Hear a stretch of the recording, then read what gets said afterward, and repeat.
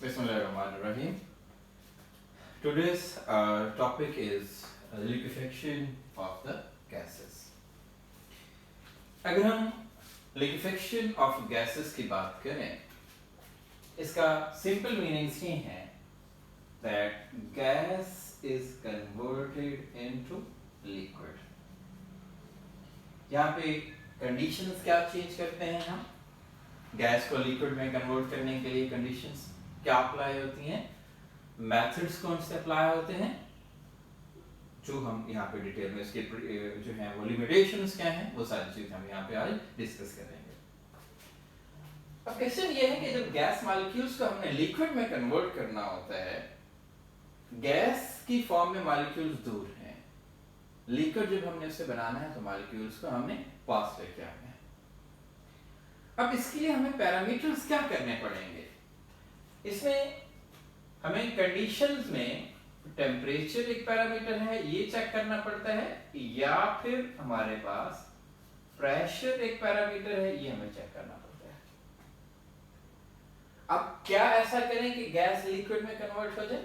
साधारण टेम्परेचर को हम इंक्रीज तो नहीं करेंगे, टेम्परेचर को हम क्या करेंगे? डिक्रीज करेंगे। टेम्परेचर को लो करेंगे, gases should be converted into the liquid. अगर हम प्रेशर की बात करें तो प्रेशर हमें क्या करना पड़ेगा? इंक्रीज करना पड़ेगा। मतलब ये चेंजेस अगर हम ले आते हैं किसी तरीके से, gases should be converted into liquid. Temperature and pressure. अब टेम्परेचर से रिलेटेड क्या, हम एक टेम्परेचर की बात करते हैं, that is critical temperature. Critical temperature ये एक टर्म यूज की जाती है, TC से हम इसे डिनोट करते हैं।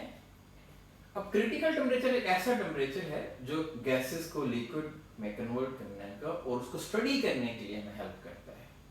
मैं ग्राफ थोड़ा सा यहाँ पे ड्रॉ करता हूँ। ये मेरे पास एक ग्राफिकल एक्सप्लेनेशन है। इसमें मैं सपोज कर रहा हूँ कि इधर लो टेम्परेचर है और जैसे जैसे हम ऊपर मूव करते हैं टेम्परेचर यहाँ पे क्या है? हाई।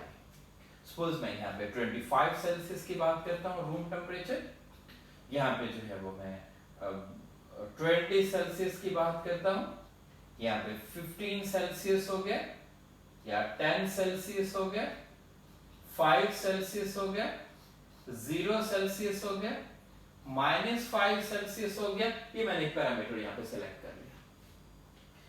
अब अगर मैं रूम टेम्परेचर पे मॉलिक्यूल्स को लेके खड़ा हूं, दीज आर मॉलिक्यूल्स, मैं ग्राफ ड्रॉ कर रहा हूं।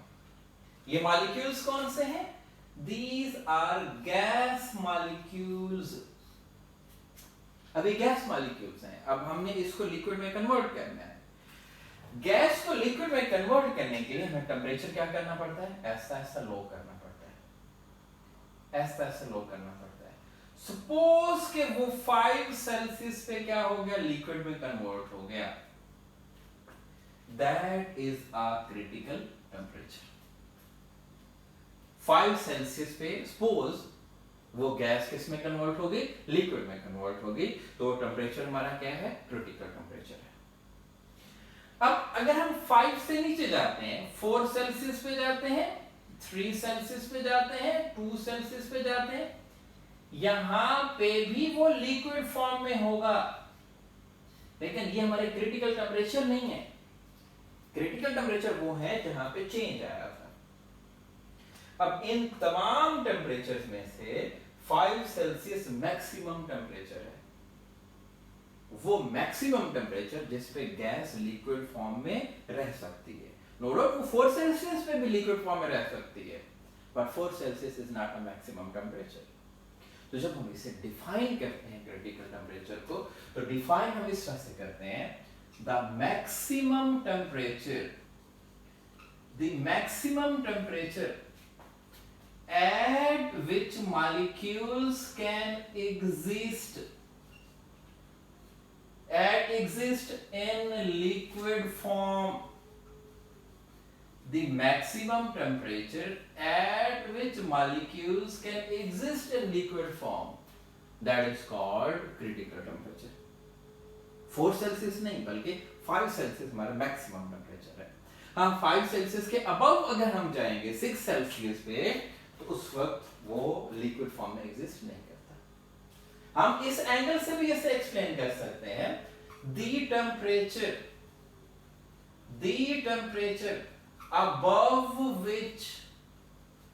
above which molecules cannot exist in liquid form। अगर हम उससे हाई टेम्परेचर पे जाएंगे वो लिक्विड फॉर्म में एग्जिस्ट नहीं कर सकता। मतलब अगर हम 5 से हाई टेम्परेचर देते हैं, gas can not exist in liquid form, मतलब मॉलिक्यूल्स गैस में चले जाएंगे, लिक्विड फॉर्म में एग्जिस्ट नहीं करेंगे। That is a critical temperature. हम दूसरे पैरामीटर पे आते हैं कि क्रिटिकल प्रेशर क्या है। एक टर्म हम यूज करते हैं क्रिटिकल प्रेशर, पीसी से हम इसे डिनोट करते हैं, that is critical pressure PC. अब क्रिटिकल प्रेशर को हम कैसे यहां पे एक्सप्लेन करेंगे। सपोज ये मेरे पास एक ग्राफ है, इसमें मैं मोस्ट प्रेशर मेंशन कर देता हूं। यहाँ पे 1 atm, यहाँ पे हम 2 atm की बात कर लेते हैं। सपोज यहाँ पे 3 atm है, 4 atm हो गए, 5 atm हो गए। इस वक्त हम खड़े कहां पे हैं, 1 atm पे खड़े हुए हैं, और 1 atm पे जो मॉलिक्यूल्स हैं वो किस फॉर्म में एग्जिस्ट कर रहे हैं, गैस फॉर्म में एग्जिस्ट कर रहे हैं। जैसे हम इसका प्रेशर इस पे बढ़ाते जाएंगे तो ऐसा मॉलिक्यूल कंप्रेस हो जाएंगे। सपोज 3 atm पे वो क्या हो गया, लिक्विड फॉर्म में कन्वर्ट हो गया। 3 से अगर हम ऊपर जाते हैं, 4 atm पे जाते हैं, 5 atm पे जाते हैं, तो इसमें मॉलिक्यूल्स किस फॉर्म में, लिक्विड फॉर्म में एग्जिस्ट करते हैं। But this one is a critical pressure. अब जरा समझिएगा, यहां पे हमने कहा था मैक्सिमम टेम्परेचर, यहां पे मैक्सिमम प्रेशर नहीं कहेंगे। जब हम इसकी डेफिनेशन पे आते हैं तो हम कहते हैं कि द मिनिमम प्रेशर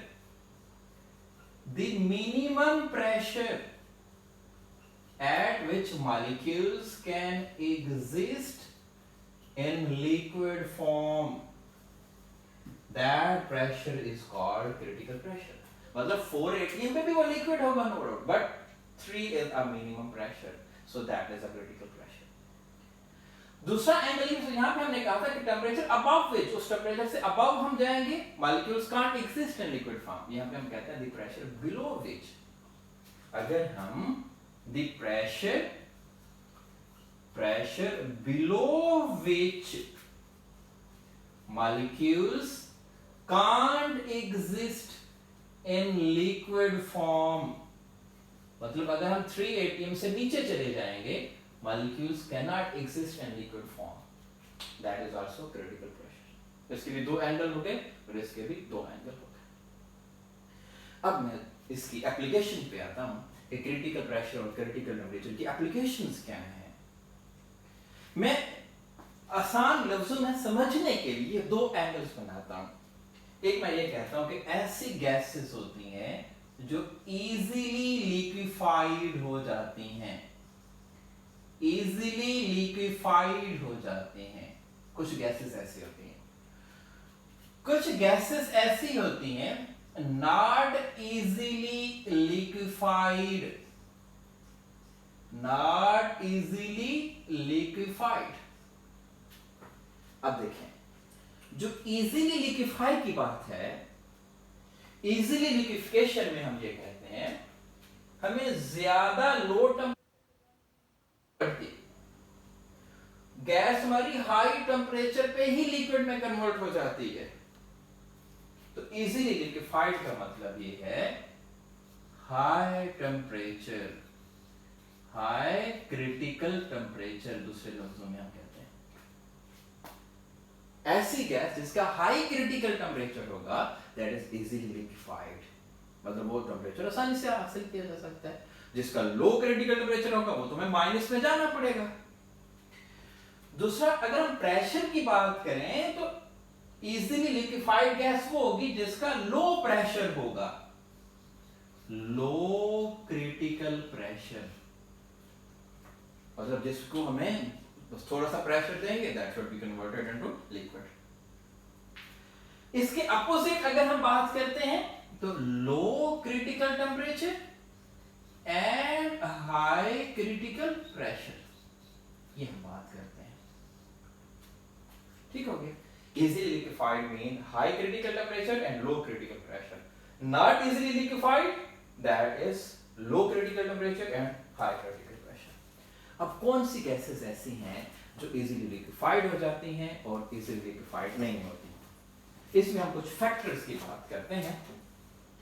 इसमें पहला फैक्टर हम ये देखते हैं कि पोलैरिटी। पोलैरिटी हमारा पहला फैक्टर है। ऐसी गैसेस जो पोलर गैसेस हैं, जो पोलर गैसेस हैं, जैसे NH3 हो गया, these are easily liquefied. Easily liquefied mean high critical temperature and low critical pressure. और जो नॉन पोलर गैसेस हैं, नॉन पोलर गैसेस हैं, जैसे कि आर्गन हो गई, नॉट इजीली लिक्विफाइड, इसका मतलब low critical temperature and high critical pressure. ये पोलैरिटी है हमारा फैक्टर हो गया। दूसरा साइज का फैक्टर भी यहां पे कह सकते हैं। साइज का फैक्टर, ऐसी हमारी गैसेस जिसका लार्ज साइज होता है, दीज आर इजीली लिक्विफाइड, और जिसका स्मॉल साइज होता है, these are not easily liquefied. मतलब मैं अगर नियॉन और आर्गन को कंपेयर करूं, नियॉन स्मॉल साइज है, आर्गन लार्ज साइज है। इन दोनों के कंपैरिजन में अगर हम क्रिटिकल टेम्परेचर और क्रिटिकल प्रेशर को कंपेयर करेंगे, ठीक हो गया। तो ये एंगल जो है हमारे इजी वे है to understand on the basis of polarity, on the basis of size, on the basis of critical temperature and critical pressure. इसके बाद हम आते हैं कि हम कैसे लिक्विफिकेशन कर सकते हैं, मेथड हमारा। तो ये कंस्ट्रक्शन यहाँ पे ड्रॉ की हुई है लिंड्स मेथड की। लिंड्स मेथड के तहत हम अपनी गैस को कन्वर्ट कर सकते हैं into the liquid form.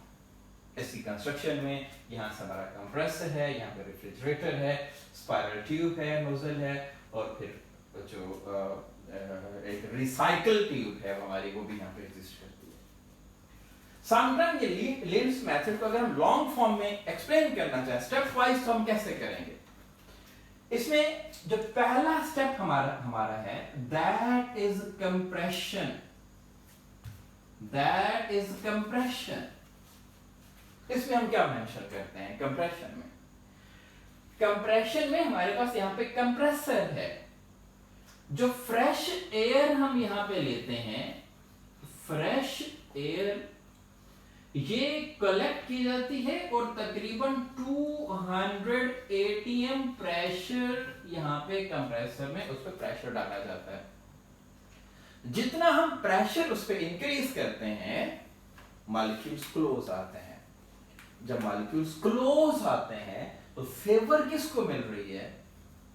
Gases are converted into the liquid. मतलब ये पहला स्टेप होता है जिसमें गैसेस लिक्विड की तरफ जाना शुरू हो जाते हैं, लिक्विड की तरफ मूव करना शुरू हो जाती हैं। ये हमारा पहला पॉइंट है, जो कि हमारा कंप्रेसर। जो कंपोनेंट है वो यहाँ पे क्या है?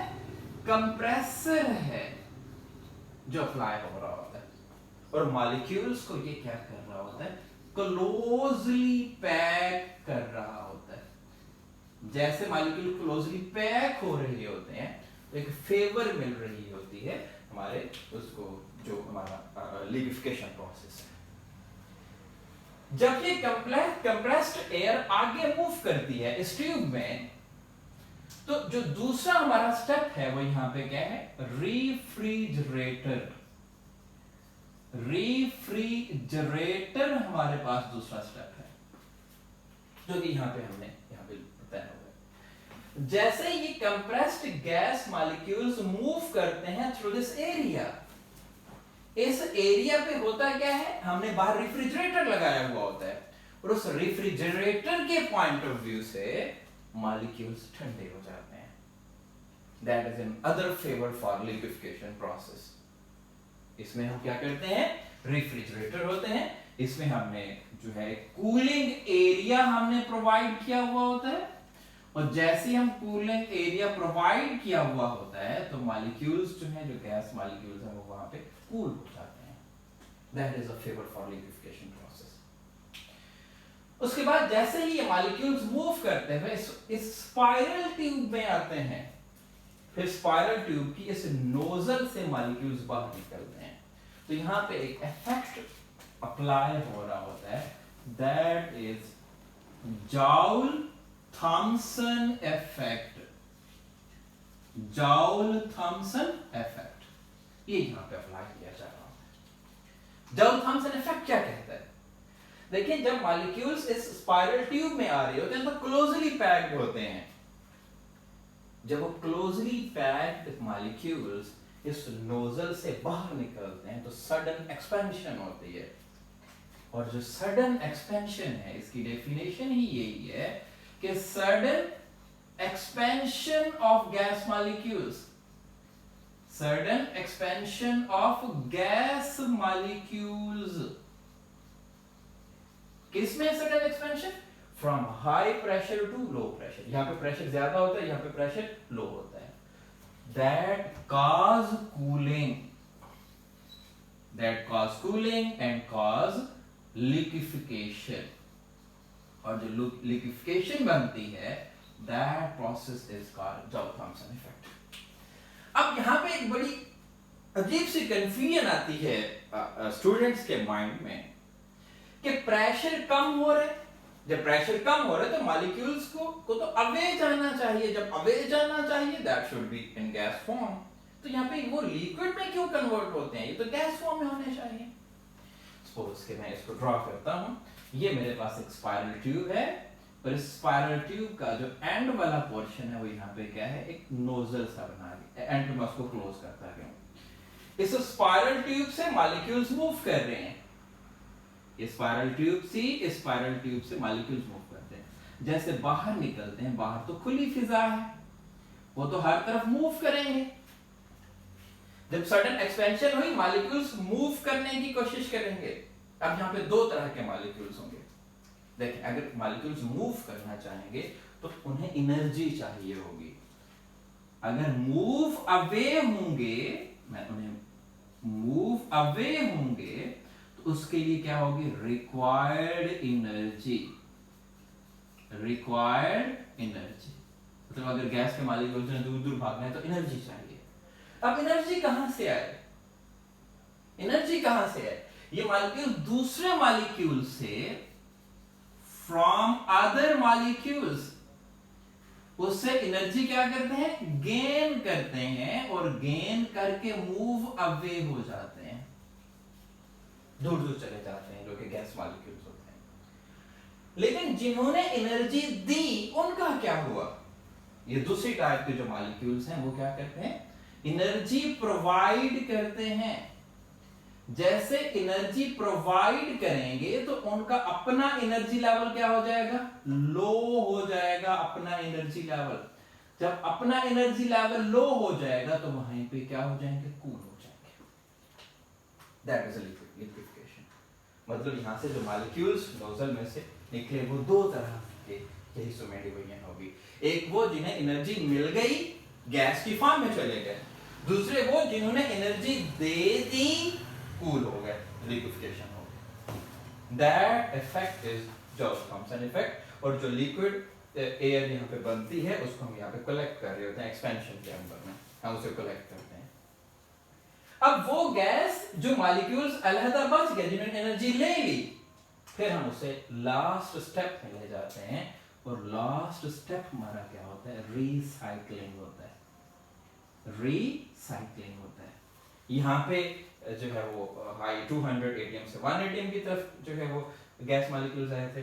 और जब वो यहाँ पे गैस मॉलिक्यूल्स हैं उसको हम वापस भेज देंगे किस तरफ? Towards compressor. जब हम उसे टुवर्ड्स कंप्रेसर भेजेंगे, अब कंप्रेसर फिर उसे दोबारा रेफ्रिजरेटर और उसकी तरफ ले आएगा, फिर लिक्विफिकेशन होगी ताकि हम मैक्सिमम गैस को लिक्विफाई कर सकें। क्लियर हो गया यहाँ तक? Last point but not least, वो हम कहते हैं कि इस लेंस मेथड की लिमिटेशंस क्या हैं? This method is used for all the gases except hydrogen and helium due to very small size.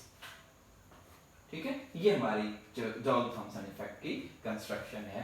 इसमें पहले स्टेप में कंप्रेशन होगी, फिर रेफ्रिजरेशन होगी, जॉल थॉमसन हो गया, लास्ट पे उसकी हमने रिसाइकलिंग की। तो इसमें हम प्रेशर और टेम्परेचर को ही चेंज करते रहे हैं। प्रेशर और टेम्परेचर को चेंज करके ही हम गैसेस को इसमें कन्वर्ट कर सकते हैं, लिक्विड में कन्वर्ट कर सकते हैं। क्लियर हो गया? ये हमारा लिक्विफिकेशन ऑफ द गैसेस है। Thank you very much.